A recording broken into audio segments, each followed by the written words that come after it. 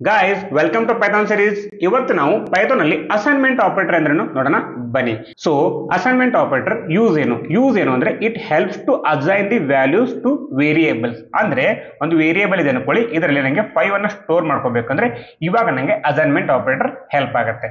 ಹಾಗೆ equal to symbol ಬರೋದ್ರಿಂದ ನಮಗೆ ಈ 5 ಇದ್ದು ಇದರಲ್ಲಿ ಸ್ಟೋರ್ ಆಗುತ್ತೆ ಅಥವಾ ಅಸೈನ್ ಆಗುತ್ತೆ.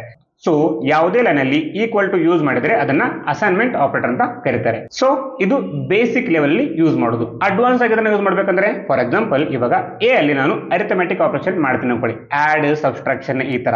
ಇದೇ ಸೇಮ್ ವೇರಿಯೇಬಲ್ಗೆ ನಾನು ಇವಾಗ ಇನ್ನೊಂದು 5 ಅನ್ನ ಆಡ್ ಮಾಡ್ತೀನಿ ಅನ್ಕೊಳ್ಳಿ. ಇವಾಗ ಏನಾಗುತ್ತೆ, ಆಲ್ರೆಡಿ 5 ಸ್ಟೋರ್ ಆಗಿದೆ, ಅದಕ್ಕೆ ಇನ್ನೊಂದು 5 ಆಡ್ ಆಗುತ್ತೆ. ಔಟ್ಪುಟ್ ಅಲ್ಲಿ ಏನ್ ಬರುತ್ತೆ, 10 ಅಂತ ಬರುತ್ತೆ.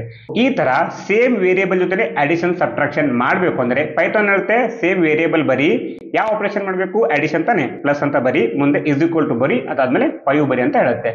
ಈಗ ನೀವು ಈ ಕೆಳಗಡೆ ಬರೆದಿರೋ ಲೈನ್ ಅನ್ನ ಆಟೋಮೆಟಿಕಲಿ ಪೈಥಾನ್ ಈ ತರ ಕನ್ವರ್ಟ್ ಮಾಡ್ಕೊಂಡು ನಿಮಗೆ ಔಟ್ಪುಟ್ ಅಲ್ಲಿ ವ್ಯಾಲ್ಯೂ ಅನ್ನ ಕೊಡುತ್ತೆ. ಫಾರ್ ಎಕ್ಸಾಂಪಲ್ ನನಗೆ ಇವಾಗ ಇದೇ ಎ ವೇರಿಯೇಬಲ್ಗೆ 2 ಅನ್ನ ಮಲ್ಟಿಪ್ಲೈ ಮಾಡ್ಬೇಕು ಅನ್ಕೊಳ್ಳಿ. ನಾನು instead of writing this a star 2 ಅಂತ ನಾನು ಇದರ ಬದಲಿಗೆ a star is equal to 2 ಅಂತ ಬರೆದ್ರೆ ನನಗೆ ಔಟ್ಪುಟ್ ಅಲ್ಲಿ ವ್ಯಾಲ್ಯೂ ಬರುತ್ತೆ.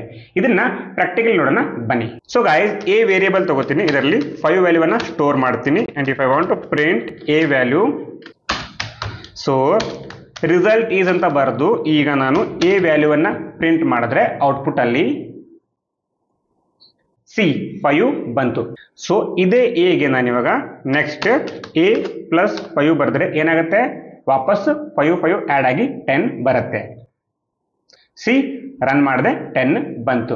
ಬೇಸಿಕಲಿ ಹೀಗೂ ಮಾಡಬಹುದು, ಇಲ್ಲ ಅಡ್ವಾನ್ಸ್ ಲೆವೆಲ್ ಅಲ್ಲಿ ಎ ಇಸ್ ಈಕ್ವಲ್ ಟು 5 ಅಂತ ಬರೆದ್ರೆ ಇವಾಗಲೂ ಔಟ್ಪುಟ್ ಕರೆಕ್ಟ್ ಆಗಿ ಬರುತ್ತೆ. If I run, see guys I got 15. Next subtraction ಮಾಡ್ಬೇಕಂದ್ರೆ a minus is equal to 5 ಬರೀರಿ. ಸಿ ಗೈಸ್ ವಾಪಸ್ ಐ ಗಾಟ್ 10. ನೆಕ್ಸ್ಟ್ ಮಲ್ಟಿಪ್ಲೈ ಮಾಡ್ಬೇಕಂದ್ರೆ a star is equal to 2 ಅಂತ ಬರಿತೀನಿ. ನಾವು ಆಲ್ರೆಡಿ ಇವಾಗ 10 ಬಂದಿದೆ, ಈ 10ಗೆ 2 ಮಲ್ಟಿಪ್ಲೈ ಆಗಿ output will be 20. Let us see. See guys output ಅಲ್ಲಿ 20 ಬರ್ತಾ ಇದೆ. This is multiplication. If I want to do division, a slash is equal to 20 ಇದೆಯಾ, I will go with 2. See guys second line ಅಲ್ಲಿ 10 ಬಂದಿದೆ, next 5 add ಆಗಿ 15 ಬಂದಿದೆ, ಆಮೇಲೆ 5 minus ಆಗಿ 10 ಬಂದಿದೆ. ಸೊ ನೆಕ್ಸ್ಟ್ 2ಗೆ ಮಲ್ಟಿಪ್ಲೈ ಆಗಿ 20 ಬಂದಿದೆ.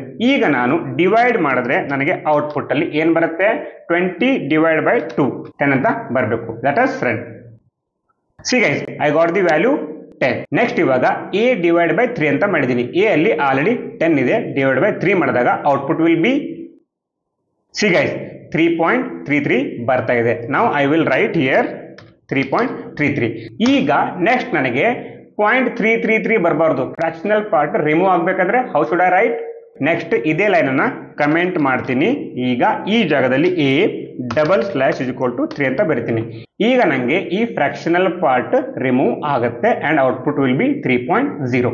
If I run, see guys output ನಂಗೆ ಬಂತು. ಗೈಸ್ ಇದರಲ್ಲಿ ಇನ್ನೊಂದು ಶಾರ್ಟ್ಕಟ್ ಇದೆ. ಶಾರ್ಟ್ಕಟ್ ಏನಂದ್ರೆ ಒಂದು ಎಕ್ಸ್ ಅಂತ ವೇರಿಯೇಬಲ್ ತಗೋತೀನಿ, ಇದರಲ್ಲಿ ನಾನು ಇವಾಗ 100 ಸ್ಟೋರ್ ಮಾಡ್ತೀನಿ, ಇದನ್ನ ಪ್ರಿಂಟ್ ಮಾಡ್ತೀನಿ. ಸೊ 3.0 ಬಂದಿದ್ದು ಮೇಲ್ಗಡೆ ಪ್ರಿಂಟ್ ಸ್ಟೇಟ್ಮೆಂಟ್ ಇಂದ, ನೆಕ್ಸ್ಟ್ ಕೆಳಗಡೆ ಪ್ರಿಂಟ್ ಇಂದ ನನಗೆ ಎಕ್ಸ್ ವ್ಯಾಲ್ಯೂ 100 ಪ್ರಿಂಟ್ ಆಗಿದೆ. ಸೊ ನಾವು ಈ 2 ಲೈನ್ ಅಲ್ಲಿ ಬರೆಯೋ ಕೋಡ್ ಅನ್ನ ಒಂದೇ ಲೈನ್ ಕೂಡ ಬರಿಬಹುದು. ಹಾಗಂದ್ರೆ ಪ್ರಿಂಟ್ ಒಳಗಡೆ x colon is equal to 200 ಅಂತ ಬರೆದ್ರೆ ಈ 2 ಲೈನ್ ಮಾಡೋ ಕೋಡ್ ಅನ್ನ ಇದು ಒಂದೇ ಲೈನ್ ಅಲ್ಲಿ ಮಾಡುತ್ತೆ. Let us run. See guys ಮೊದಲಿಗೆ ಎಕ್ಸ್ ವ್ಯಾಲ್ಯೂ 100 ಬಂದಿದೆ, ಆಮೇಲೆ 200 ಬಂದಿದೆ. ಇದನ್ನ ವೇರಿಯೇಬಲ್ ನೇಮ್ ಚೇಂಜ್ ಮಾಡಿ ಕೂಡ ತೋರಿಸ್ತೀನಿ. ಎಕ್ಸ್ ಜಾಗದಲ್ಲಿ y ಅಂತ ಬರೆದು ವಾಪಸ್ I will run. C output same ಬರ್ತಾ ಇದೆ. ಇದು ಅಸೈನ್ಮೆಂಟ್ ಆಪರೇಟರ್ನ ಯೂಸ್ ಮಾಡ್ಕೊಳ್ಳೋಂತ ರೀತಿ. ವಿಡಿಯೋ ಇಷ್ಟ ಆಯ್ತಾ, ಲೈಕ್ ಮಾಡಿ.